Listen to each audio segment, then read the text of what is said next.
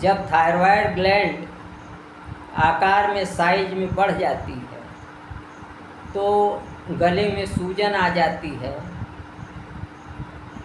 तो इसे हम ग्वाइटर कहते हैं। ये जो ग्वाइटर है, गले में जो सूजन आती है, ये कई प्रकार की होती है। एक ऐसा ग्वाइटर होता है, एक ऐसा घेघा होता है जिसमें अपेरेंटली देखने में तो घेघा दिखाई पड़ता है, लेकिन शारीरिक रूप से कोई सफरिंग नहीं होती है, कोई परेशानी नहीं होती है। इसका अर्थ यह है कि ऐसे ग्वाइटर में हार्मोनल कोई डिसबैलेंस नहीं है, बल्कि केवल थायराइड ग्लैंड बड़ी हो गई है आकार।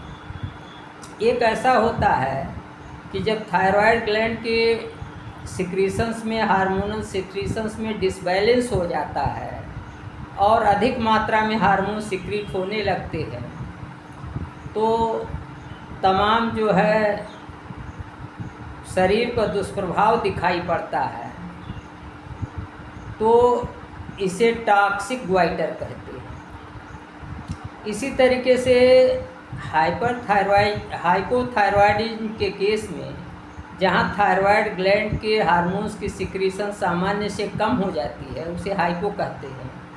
तो ऐसी स्थिति में जब ग्लैंड बड़ी हो जाती है तो भी कुछ सफरिंग्स देखने को मिलती है।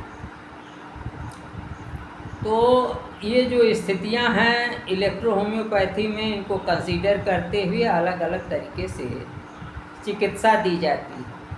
जहाँ तक इलेक्ट्रोहोम्योपैथिक औषधियों की बात है, तो इसके लिए हम C1 थर्ड डाइल्यूशन और A3 थर्ड डाइल्यूशन, C1 और A3 को थर्ड डाइल्यूशन में पीने के लिए देते हैं, और साथ ही साथ C5 का कंप्रेस लगाते हैं, या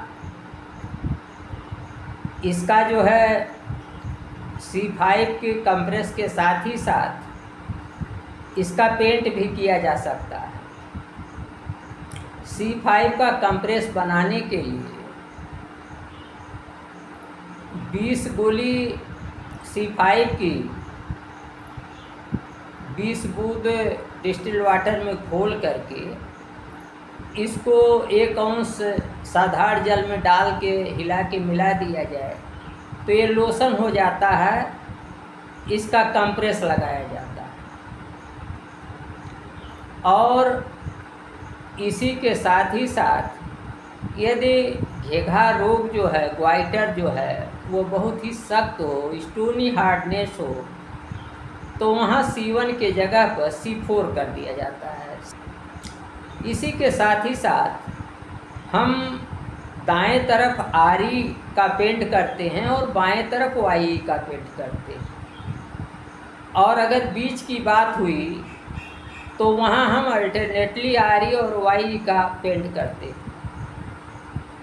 दाएं तरफ का आप देखते होंगे, बहुत लोगों को जो एक घेघा निकलता है वो राइट साइडेड होता है, बहुत लोगों को लेफ़्ट साइडेड होता है, बहुत लोगों को बीच में नज़र आता है। तो दाएं तरफ होने पर RE का पेंट दिया जाएगा, बाएं तरफ होने पर YE का पेंट दिया जाएगा। तो YE और RE के देने से ये थायराइड ग्लैंड जो है, घेघा जो है, ये ढीला पड़ जाता है, सॉफ्ट हो जाता है, और A3 और C1 का डाइल्यूशन देने से यह पूर्ण रूप से धीरे धीरे समाप्त हो जाता है। इसी तरीके से जैसा कि मैंने बताया, अगर हार्मोनल डिसबैलेंस भी है और भी शारीरिक सफरिंग्स हैं, तो वहाँ इम्यूनिटी बूस्ट अप करने के लिए हम S1 को सेकंड डाइल्यूशन में देते हैं। स्क्रोफुलोसोज नंबर 1 को इम्यूनिटी बूस्ट करने के लिए, विशेष रूप से लिम्फेटिक टेम्परामेंट का प्रकृति के रोगियों को S1 देते हैं इम्यूनिटी बूस्ट करने के लिए, C1 और A3 थर्ड डाइल्यूशन के ही साथ। और अगर रोगी मिक्स्ड टेम्परामेंट का हुआ, यानी उसमें लिम्फेटिक और सैंगुइन के बीच के मिक्स्ड लक्षण पाए गए, तो ऐसे रोगी को हम S1 सेकंड के स्थान पर S2 सेकंड दे देते हैं। अब प्रश्न उठता है, आप कैसे जानेंगे कि रोगी को S1 देना है या S2 देना है, ये मिक्स टेम्परामेंट का है या लिम्फेटिक टेम्परामेंट का है। तो जब आप रोगी को S1 देंगे तो अगर वो लिम्फेटिक टेम्परामेंट का होगा तो उसको चक्कर पैदा हो जाएगा, कॉन्स्टिपेशन, कब्ज पैदा हो जाएगा। तो इस बात से आप ये पता कर लेंगे कि आपका मरीज जो है वो मिक्स टेम्परामेंट का है, तो उस समय आप S1 सेकंड के जगह पर S2 सेकंड देंगे। तो इस तरीके से इलेक्ट्रो होम्योपैथी में जो चिकित्सा ग्वाइटर की है उसमें कुछ गिनी चुनी दवाओं को ही आपको इस्तेमाल करना है। जैसे आपने देखा कि ये 3 थर्ड डाइल्यूशन और C1 थर्ड डाइल्यूशन, RE और YE, और इसके साथ C5 एक्सटर्नल एप्लीकेशन के लिए और इम्यूनिटी बूस्ट करने के लिए टेम्परामेंट के अनुसार S1 या S2 आप अपने रोगी को देंगे।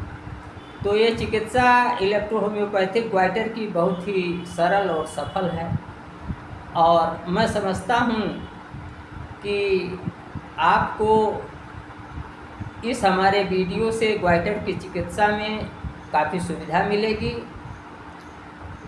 और आज बस इतना ही। नमस्कार, मैं डॉक्टर प्रेम नारायण।